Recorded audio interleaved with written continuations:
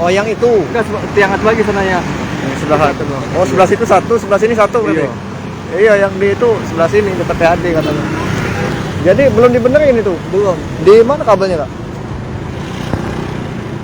Ya, ini selamat sore dengan saya Novaldi Batur Rahman, admin dan jurnalis Tribun Sumsel, melaporkan di Jalan Siki Pangkal.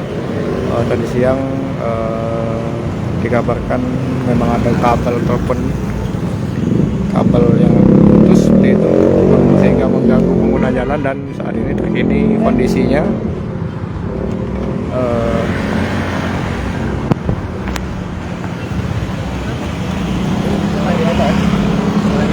kabarnya ada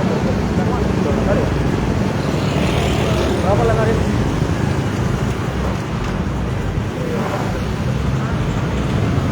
Jadi tadi lokasi ada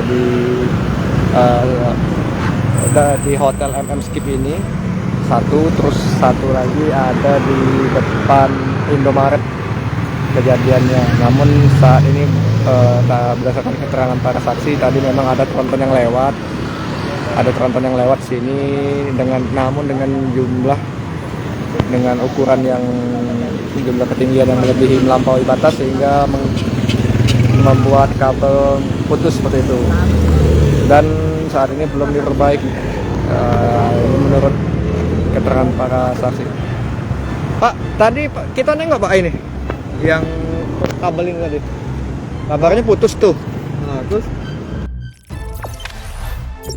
Jangan lupa subscribe, share, komen, dan like ya.